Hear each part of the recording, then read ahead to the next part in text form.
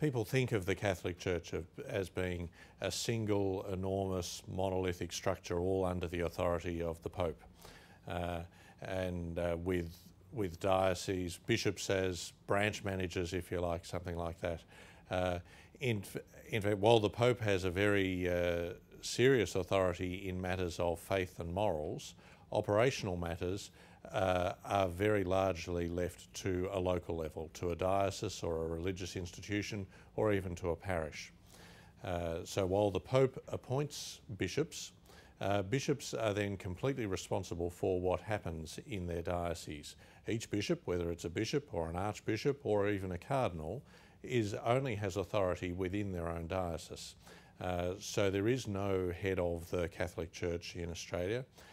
Each bishop is responsible for the operations of their diocese, and particularly in this context, we're interested in the responsibility that a bishop has for the personnel, the priests who operate in his diocese. Alongside the diocese, there's nearly 100 religious orders in Victoria, and each of those has a provincial leader, which might be national, or it might be one part of Australia, or it might be Australia and some neighbouring countries, depending on the size of the institute.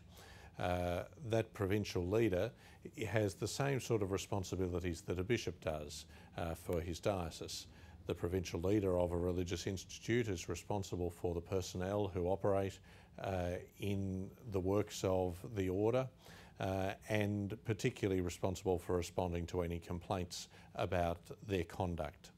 The provincial leader works as part of an international coordination with the international leader, who is generally located in Rome. Traditionally, religious orders in Australia have been involved in areas like health and education, but they've more recently developed more broader ministries. So, for instance, the Sisters of Charity, who are very well known for institutions like St Vincent's Hospitals in Melbourne and in Sydney, now would also be working, as well as continuing to sponsoring those hospitals and those healthcare networks. They'd be working as well in areas like prison ministry and outreach to Aboriginal people and other areas of community and social need.